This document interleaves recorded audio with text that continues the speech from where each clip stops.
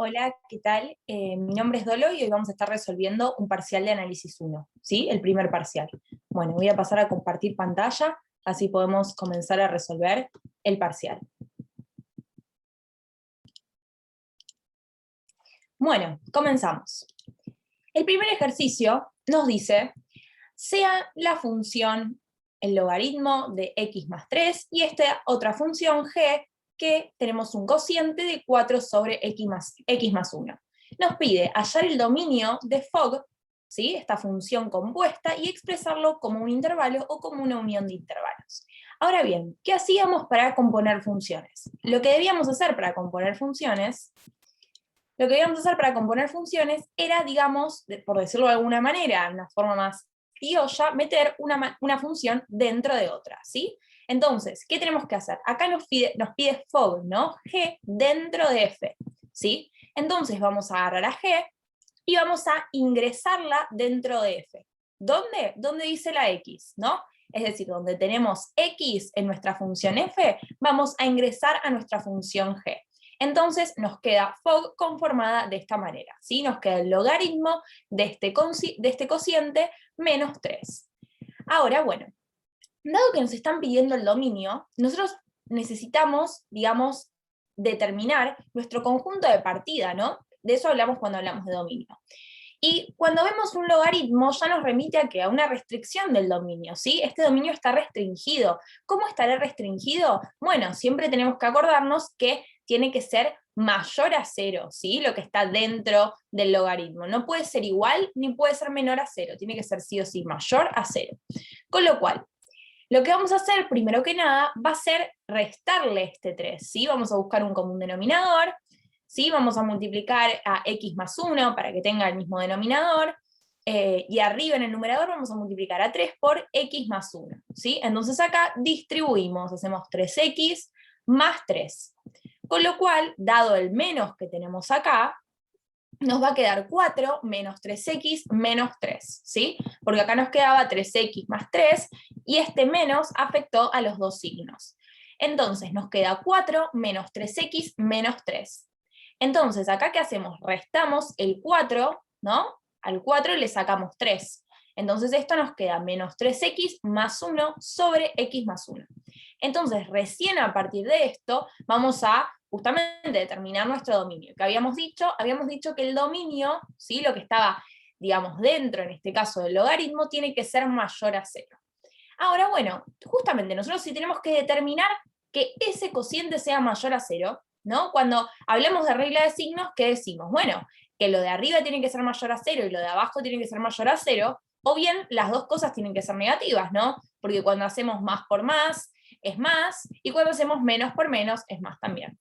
Entonces acá tenemos que hacer, o tiene que ser todo positivo, ¿sí? Arriba y abajo, numerador y denominador positivo, o bien negativo y negativo, numerador negativo, denominador negativo. Entonces vamos a expresar estas dos opciones, ¿no? Acá ponemos menos 3x más 1, que es nuestro numerador, mayor a 0, y x más 1 mayor a 0, esta es la primera opción, y si no, la segunda opción, menos 3x más 1 menor a 0, y x más 1 menor a 0, ¿sí? Entonces acá, ¿qué pasa? O sea, acá nos movemos igual que si fuese, digamos, nosotros siempre estamos más acostumbrados a trabajar con un igual acá, ¿no? Cuando despejamos en nuestras ecuaciones. Pero acá es, digamos, se mueve de la misma manera. Pasamos al menos 1, ¿no? Y nos queda menos 3x, que es mayor a menos 1, y después pasamos este menos 3 para despejar a la x, ¿no? Pasamos este menos 3 dividiendo. Ahora, ¿qué pasaba en inecuaciones cuando pasábamos un número negativo dividiendo? Y se modifica, digamos, el signo, ¿no? Nos va a quedar que x es menor a menos 1 sobre menos 3. ¿Y qué es menos 1 sobre menos 3? Y es un tercio, ¿no? Porque estos menos se cancelan. Con lo cual tenemos que x es menor a un tercio y que x es mayor a menos 1. Entonces esto lo escribimos en un intervalo, ¿no? Lo escribimos en una recta, y decimos, bueno, acá tenemos el menos 1 y acá tenemos, justamente, tenemos en un tercio. ¿Y esto qué nos dice? Bueno, que x tiene que ser menor a un tercio, para acá. Pero después esto nos manda para acá, ¿sí? Porque nos dice que x tiene que ser mayor a menos 1. Entonces, en esta zona cumplimos con las dos cosas. Que ¿Cuáles son las dos cosas? Es decir, que es menor a un tercio, y a su vez es mayor a menos 1. Entonces, acá este intervalo nos quedaría, digamos, de menos 1 a un tercio, sin incluir, ¿no? Sin incluir porque no tenemos un igual acá. Ahora vamos a ver qué pasa en este lado. En este lado, bueno, la misma mecánica, ¿no? Pasamos el menos 1, en este caso pasamos el menos 1, pasamos el 1, digo, pasamos el 1, nos queda menos 1, pasamos el 1, nos queda menos 1, y esto nos va a quedar menos 3x es menor a menos 1. Y acá nos queda que x es menor a menos 1. Entonces, acá lo mismo que antes, necesitamos despejar la x, con lo cual vamos a pasar nuestro menos 3 dividiendo. Y lo que dije antes, en una inecuación, cuando pasamos dividiendo un número negativo, cambia nuestro signo, ¿sí? Entonces, esto nos va a quedar que x tiene que ser mayor a un tercio, y a su vez, x tiene que ser menor a menos 1. ¿Y eso es posible? No, no es posible, porque vos dibujás en una recta, ¿no? Decís, bueno, yo pongo a mi menos 1 acá, y pongo a mi un tercio acá. Entonces yo digo, bueno, ¿qué me está pidiendo esto? Me está pidiendo que x sea mayor a un tercio, es decir, de un tercio para acá, ¿sí? Pero a su vez me pide que x sea justamente menor a menos 1, y esto no, o sea, no pueden pasar estas dos cosas simultáneamente, ¿sí? O sos menor a menos 1 o sos mayor a un tercio. Entonces esto es vacío, ¿sí? Esto no nos sirve. Entonces nuestro dominio va a quedar determinado por este intervalo, ¿sí? Va a ser de menos 1 a un tercio. Entonces, simplemente lo que hicimos fue construir, digamos, nuestras dos opciones a partir de que buscamos un común denominador, y llegamos a que un intervalo no nos sirve y el otro no sirve, ¿sí? Este es vacío, justamente, y este no sirve. Bueno, espero que se haya entendido, pasamos al otro ejercicio. Ejercicio 2.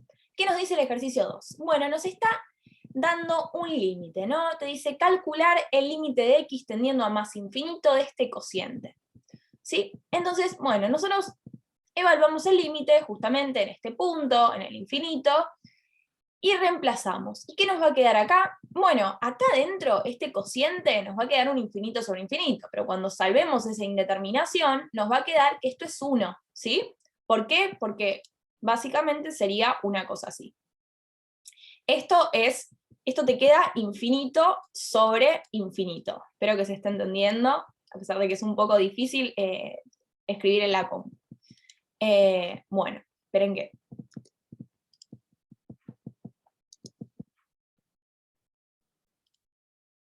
Estamos acá, ¿no? Estamos en este ejercicio.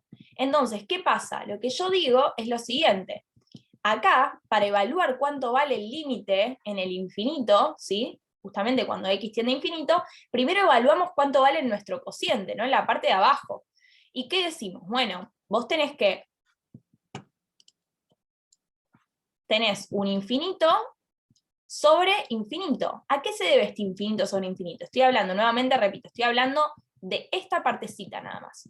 No estoy hablando del exponente, ¿sí? Estoy hablando de este cociente que es la base. Me queda infinito sobre infinito, porque si hago infinito más 5, infinito, infinito menos 2, infinito, ¿sí?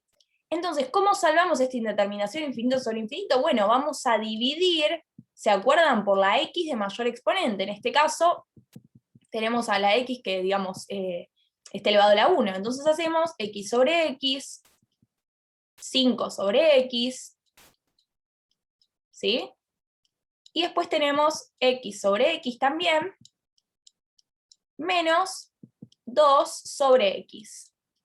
Entonces, nosotros tenemos que x tiende a ¿qué? A infinito. Bueno, esto queda 1, ¿no? Y esto también queda 1. Entonces vamos a tener 1 más 5 sobre infinito.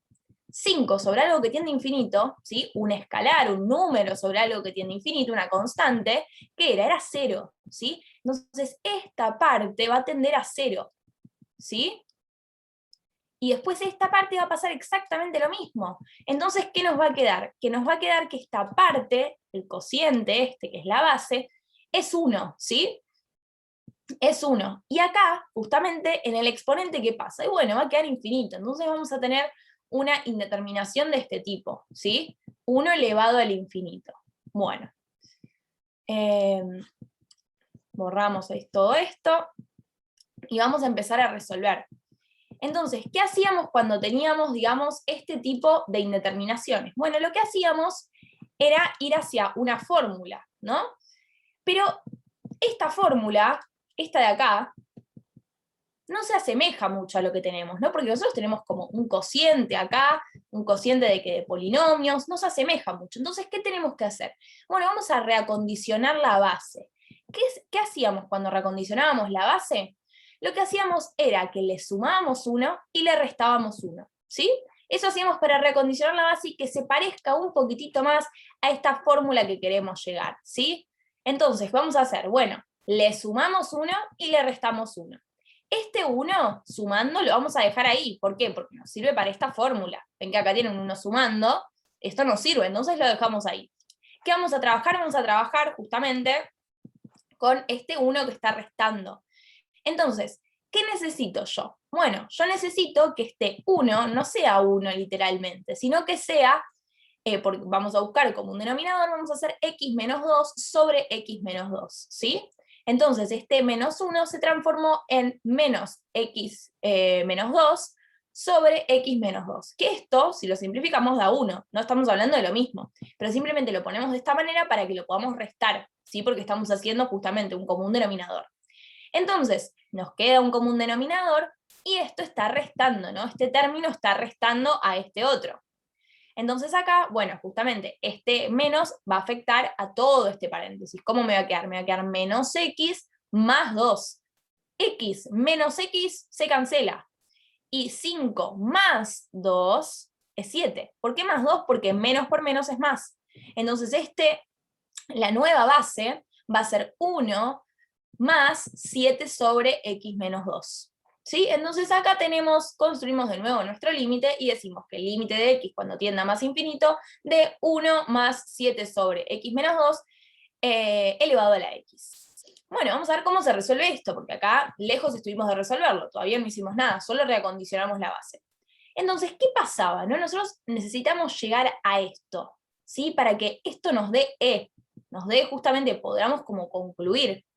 Entonces, ¿qué hacíamos? Bueno, lo que hacíamos para seguir, digamos, este formato era que poníamos 1 arriba, le poníamos un 1 a la función arriba, justamente, le poníamos un 1 y ¿qué hacíamos? Dábamos vuelta a la función, ¿sí?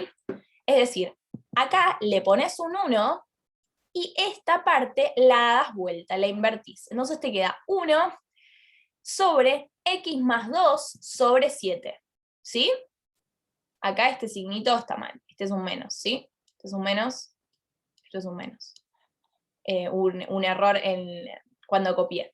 Pero bueno, nos queda 1 más 1 sobre x menos 2 sobre 7, ¿sí? Y acá nos queda lo mismo, 1 más 1 sobre x menos 2 sobre 7, ¿no? Ahora esta va a ser nuestra base.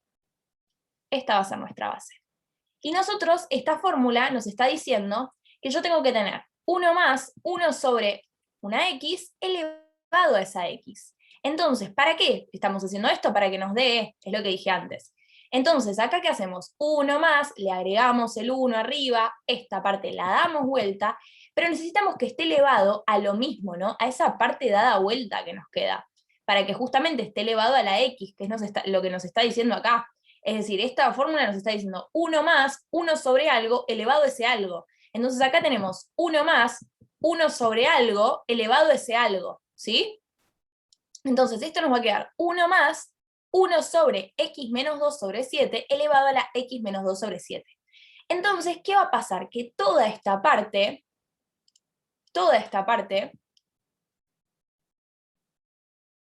¿qué va a cumplir? Y va a cumplir con esta fórmula que nos están dando, ¿sí?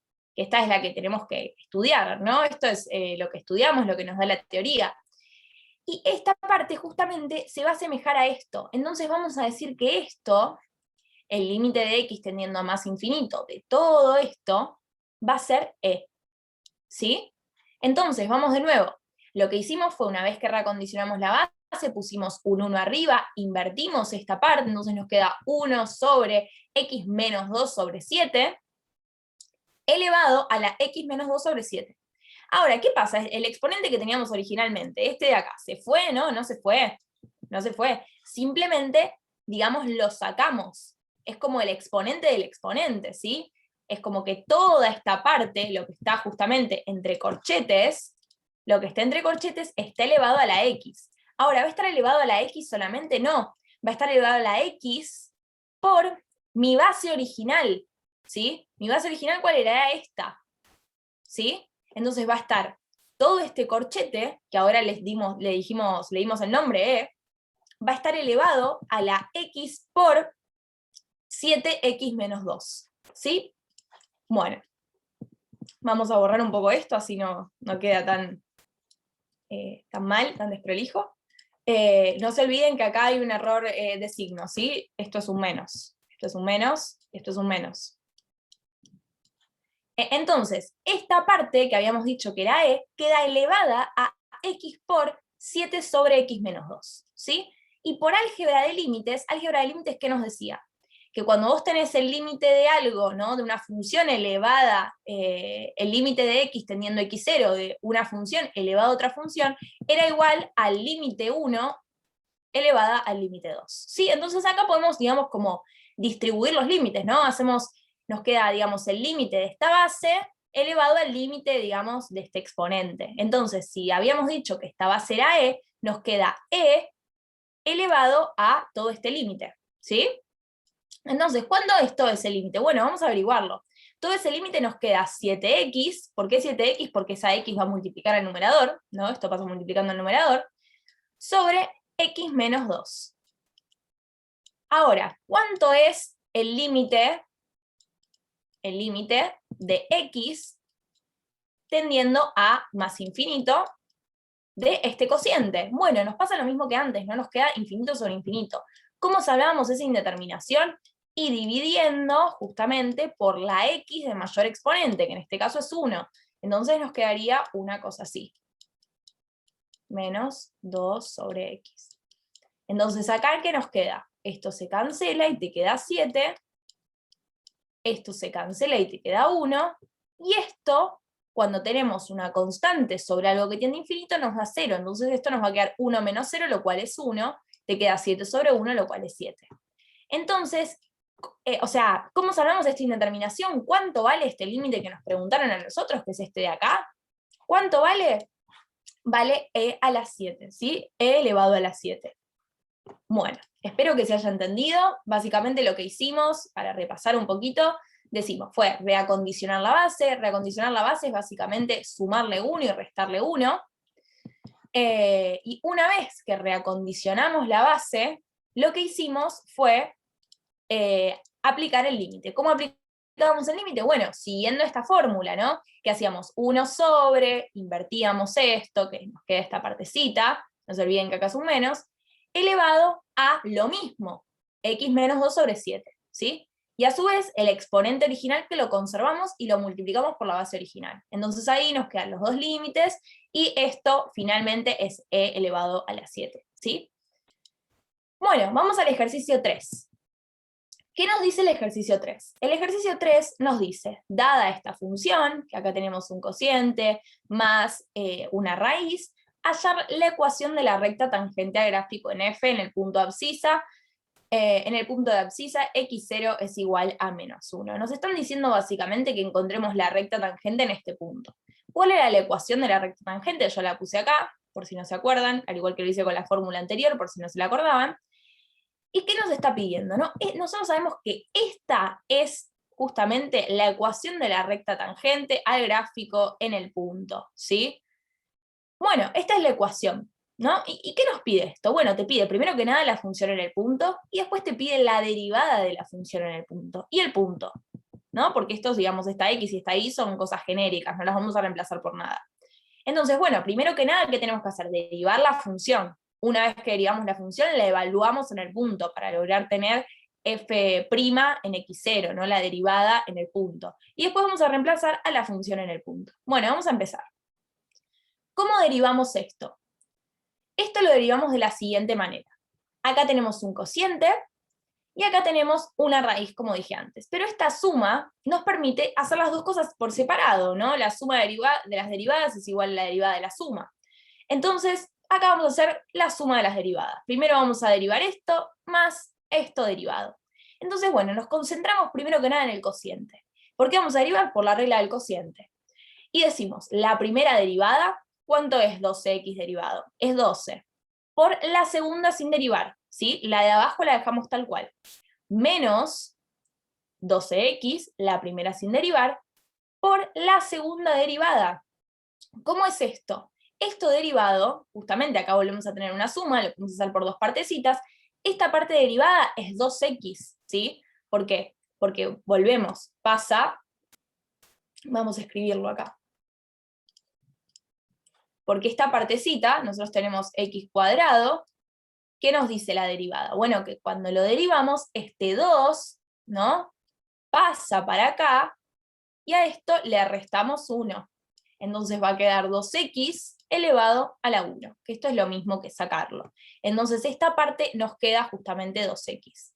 Y a esto le sumamos la derivada de 1, que la derivada de una constante es 0, ¿sí? Entonces, por eso decimos que esta parte, este x cuadrado más 1 derivado, es 2x, ¿sí? Bueno, ahora seguimos. A esto, digamos, ¿cuál era el denominador de todo esto? El denominador de todo esto era la función que estaba justamente en el denominador elevada al cuadrado, ¿sí? Es decir, esta parte, x cuadrado más 1 al cuadrado. Eso es lo que nos decía la regla del cociente, ¿no? La primera derivada por la segunda sin derivar, menos la primera sin derivar por la segunda derivada, sobre la segunda al cuadrado. Bueno, y después tenemos más, ¿no? Todo esto, toda esta parte derivada. ¿Cómo hacemos esto derivado? Bueno, igual que antes, ¿no? Cuando tenemos una raíz cuadrada, es lo mismo que tener elevado a un medio. Vamos de nuevo a escribir. Vamos de nuevo a escribir. Cuando yo tengo esto, de x cuadrado, menos 5x, más 10, espero que se entienda algo, simplemente estoy copiando esta partecita, es igual a tener todo esto, x cuadrado menos 5x más 10, elevado a la ¿qué? A la un medio, ¿sí? Esto estamos usando propiedades, simplemente. Entonces, volvemos al mismo mecanismo con el cual derivamos previamente, ¿no? Esto pasa multiplicando, ¿sí? Y a esto le restamos 1, con lo cual nos va a quedar un medio por todo esto elevado a la menos un medio. Cuando tenemos elevado a la menos algo, ¿qué pasa? Pasa al denominador, ¿o no? Entonces esta parte nos va a quedar 1 sobre 2, todo esto, ¿sí? Esto no lo vamos a modificar, x2 menos 5x más 10. ¿Sí? Por, digo nada, simplemente por, ahora sí, esta parte nos quedó, ¿no? Pero ahora tenemos que hacer una regla de la cadena. ¿Qué pasaba con la regla de la cadena? Era cuando eran funciones compuestas. Esto es una función compuesta, porque primero tenemos una raíz y adentro tenemos otra función. Entonces, a esto, que es como la primera parte de nuestra derivada, la vamos a multiplicar por lo de adentro derivado. ¿Que cuánto es lo de adentro derivado? Bueno, sabemos que x cuadrado derivado es 2x, y menos 5x derivado es menos 5. Y esta constante te da 0. Con lo cual vamos a tener que 1 sobre 2, la raíz de todo esto, va a quedar multiplicado por 2x menos 5, ¿sí? Bueno, continuamos. Ahora, básicamente lo que tenemos que hacer es acomodar un poquitito lo que nos quedó, ¿no? Entonces acá distribuimos el 12, ¿sí? Distribuimos el 12, nos queda 12x cuadrado más 12, y acá multiplicamos, hacemos 12 por 2, que nos va a dar 24, x por x, que te da x cuadrado. Entonces, menos 24x cuadrado, más 12x cuadrado, ¿cuánto te da? Menos 12x cuadrado. Entonces vamos a tener 12 menos 12x cuadrado. Sobre el denominador lo dejamos igual.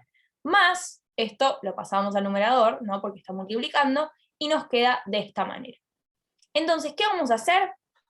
Porque nos pide acá, ¿no? La recta tangente nos pide, bueno, perfecto, está derivado, pero evaluarlo en el punto.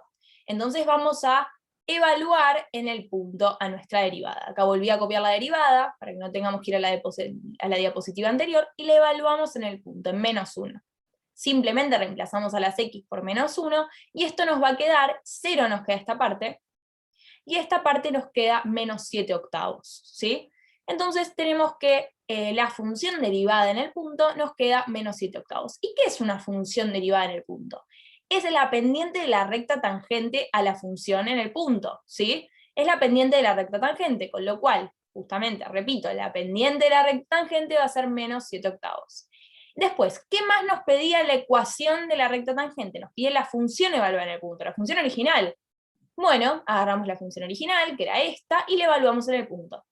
Reemplazamos a todas las x por menos 1, que nos da menos 2. Entonces no nos queda más que reemplazar en nuestra formulita, y bueno, yo acá lo que hice, acá como te queda y menos la función en el punto, que en este caso es menos 2, te queda y más 2, que cuando pasas ese más 2 para acá te queda restando, ¿sí? Entonces nos queda menos 7/8, que es la pendiente, la recta tangente, x más 1, vamos a distribuirlo esto, y después le restamos un 2. Acá no hice más que distribuir, en este caso te queda menos 7/8 de x, menos 7/8, menos 2, y cuando hacemos menos 7/8 menos 2 nos queda menos 23/8. Entonces simplemente concluimos que esta es nuestra recta tangente, ¿sí? Bueno, espero que se haya entendido, no es más que reemplazar, no es más que derivar la función y reemplazar en el punto, y reemplazar en la función original, y simplemente recordar muy bien la fórmula, ¿no? Bueno, vamos al cuarto y último. El cuarto nos dice, bueno, te dice, sea f de x por e elevado a la menos 32x cuadrado, hallar los intervalos de crecimiento y decrecimiento y los extremos locales de f. Bueno, ¿qué pasa cuando nos piden intervalos de crecimiento y de decrecimiento? Siempre tenemos que hablar de derivadas, ¿no? Siempre hablamos de derivadas. ¿Y qué pasa con esas derivadas?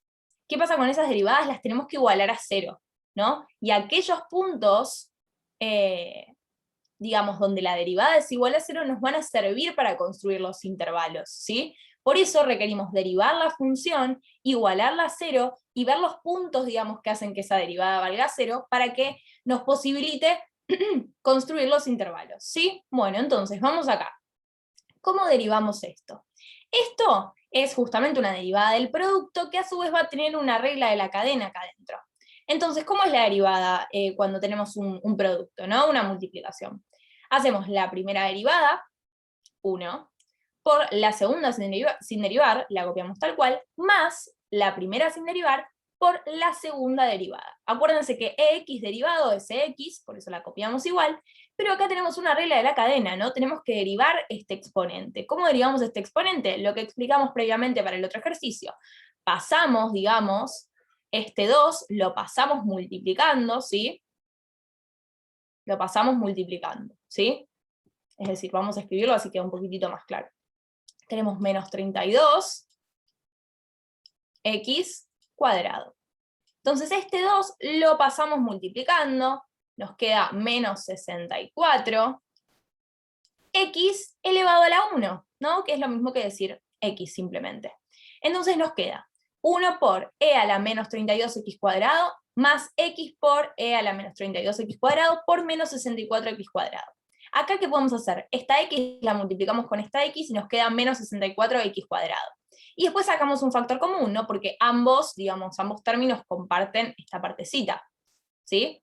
Entonces, ¿qué decimos? Bueno, e a la menos 32x cuadrado lo vamos a multiplicar primero por 1, para cumplir con esta parte, y después por menos 64x cuadrado, para cumplir con esta otra parte. Ahora bien, ¿cuál es el dominio de esta función derivada? Este dominio de la función derivada, acá se confundió con la otra parte. El dominio de esta función derivada son los reales, ¿no? Esta x puede tomar cualquier valor, ¿sí? Esta x puede tomar cualquier valor. No tenemos ninguna restricción del dominio en este punto. Ahora necesitamos ver, por eso viene el 0, necesitamos ver dónde la derivada es 0, ¿sí? ¿Para qué? Para poder construir nuestros intervalos de crecimiento y decrecimiento. Entonces, una vez que tenemos la derivada, y sabemos que nuestro dominio de la función derivada son los reales, al igual que nuestra función original, nuestros intervalos de crecimiento y decrecimiento van a estar únicamente determinados por los puntos que hagan a la derivada 0. Entonces, ¿cómo sabemos cuáles son aquellos puntos que hacen a la derivada 0? Igualando a 0, ¿no? Entonces, ¿cómo hacemos para que este, que es un producto, nos dé 0? Y bueno, alguna de las dos cosas tienen que ser 0. ¿Esto puede ser 0 o no? siempre esta parte es distinto de 0, ¿no? E elevado a la algo siempre es distinto de 0. Entonces nos queda únicamente que esta parte sea como la causante de que nos dé 0, ¿sí? La causa. Entonces acá, ¿qué decimos? Bueno, vamos acá simplemente a resolver. Bueno, primero lo pasamos para acá, nos queda 1 es igual a 64x cuadrado, pasamos el 64 dividiendo, nos queda 1 sobre 64 y ahora pasamos el cuadrado. Ojo con pasar el cuadrado, ¿no? Porque ¿cómo pasa esto? Como una raíz, pero esta x queda en módulo, ¿sí? Esta x queda en módulo y acá nos queda raíz cuadrada de 1 sobre 64.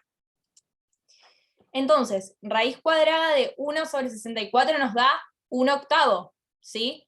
Pero como es el módulo, tenemos que el módulo de x va a ser igual a 1/8, ¿no? Y si justamente el módulo mide distancias, por eso siempre el resultado da positivo. Pero esta x pudo haber sido bien 1/8 o pudo haber sido menos 1/8, ¿sí? Entonces, estos dos números son los que hacen que nuestra derivada sea 0. Entonces, justamente vamos a determinar los intervalos de crecimiento y decrecimiento a partir de estos dos puntos, ¿sí? Vamos a construir los intervalos. Entonces decimos que de menos infinito a menos 1/8. Después vamos a tener 1/8. Después vamos a tener otro intervalo que es de menos 1/8 a 1/8, 1/8, y acá de 1/8 a más infinito. ¿Se entiende lo que hice? Básicamente fue de menos infinito hasta el negativo. Después tenemos el negativo, que sabemos que nuestra derivada en ese punto va a dar 0, después tenemos de menos 1/8 a 1/8, después tenemos este punto, que va a pasar lo mismo, que la derivada va a ser 0, y después tenemos de 1/8 a más infinito. Entonces lo construimos en un cuadrito, que es este de acá, y construimos justamente, ¿no? Ponemos estos intervalos. ¿Para evaluar qué cosa? Nosotros sabemos que si se mantiene, o sea, nosotros sabemos que a partir de acá, en este intervalo, ¿sí? En todo este intervalo, el signo que dé la derivada en algún punto de este intervalo se va a mantener, ¿sí? ¿Cuándo va a cambiar el signo de la derivada? Y cuando haya una derivada 0, ¿no? Entonces, acá, agarramos algún punto, cualquiera sea, de este intervalo menos infinito a menos 1/8. Yo agarré el menos 1, por ejemplo. Entonces, evaluamos a la función derivada en el menos 1. ¿Se entiende? Porque el signo de la derivada, se mantiene en todo este intervalo, ¿sí? Entonces es lo mismo evaluar en menos 100 que en menos 1, porque el signo se va a mantener, el signo de la derivada se va a mantener. ¿Cuándo va a cambiar? Cuando nos encontramos con algo que valga 0, y ya a partir de ese algo que vale 0, ya de ahí en adelante va a cambiar. Entonces, bueno, acá evaluamos en el menos 1. ¿Cuánto nos da la función derivada en el menos 1? Nos da negativo. Acá yo este número no lo copié porque es un número muy chiquitito, pero lo que nos importa es que nos da negativo. Después, ¿qué pasaba cuando la función derivada en todo este intervalo nos da negativo? Afirmamos que en este intervalo la función decrece, ¿sí? Justamente va así la función, ¿no? ¿Por qué? Porque la derivada en los puntos de este intervalo va a ser negativa. Ahora, en este punto es 0, ¿sí? ¿Y acá qué va a pasar? En este punto sabemos que es 0, y después vamos a ir a nuestro otro intervalo, que es de menos 1/8 a 1/8. Bueno, acá lo mismo, agarramos un punto que esté en el medio de este intervalo, ¿no? Acá agarramos menos 1, acá agarramos, por ejemplo, el 0. ¿Cuánto vale 0? Vale 1. ¿Sí? Es positivo, que es lo que nos importa. A vos te importa siempre saber si es positivo o negativo, no te importa cuánto vale. Entonces acá, ¿qué pasa? Vuelve a crecer, ¿no? Acá crece la función. Es decir, venía la función así, después viene así, y vamos a ver qué pasa en este intervalo. En este punto sabemos que la derivada es 0, ¿no? Pero ahora en este intervalo de 1/8 a más infinito, agarramos un punto, por ejemplo al 1, nuestra derivada vuelve a dar negativo. Entonces afirmamos que la función, digamos, en este intervalo decrece. Entonces, ¿qué pasa cuando pasamos de, digamos, una parte en la cual decrece a una parte en la cual crece? Este punto, ¿sí?, en el que la derivada es 0, va a ser un mínimo, ¿sí? Va a ser un mínimo. ¿Y qué pasaba cuando nos corríamos de un lugar en el cual la función crece a un lugar en donde la función decrece? Acá, ¿qué pasa? Hubo un máximo, ¿sí? Un máximo. ¿Por qué? Porque la función pasa de crecer a decrecer. Entonces acá se llegó a un máximo. ¿Dónde se llega a un máximo? Cuando la función derivada en el punto es 0. ¿sí? Acá, ¿dónde se lleva un mínimo? Cuando la función derivada en el punto es 0. Ahora, ¿cómo determinamos si es un mínimo o un máximo? Y bueno, cuando decrece y después crece es un mínimo, y cuando crece y después decrece es un máximo, ¿sí? Entonces podemos afirmar que este es un mínimo, este es un máximo, y el intervalo de crecimiento, ¿cuál es? Es este, ¿sí? De menos 1/8 a 1/8 la función crece, y después este es el intervalo de decrecimiento, ¿sí? De menos infinito a menos 1/8 la función justamente decrece. Acá ponemos unión a 1/8 a la 1/8 más infinito, este es el otro intervalo, ahí también decrece. Entonces decimos que el intervalo de crecimiento es menos infinito menos 1/8, unión 1/8 más infinito, ¿sí? Bueno, concluimos con lo que fue este parcial, espero haber sido lo suficientemente clara, y bueno, suerte en los parciales, que les vaya muy bien. Muchísimas gracias.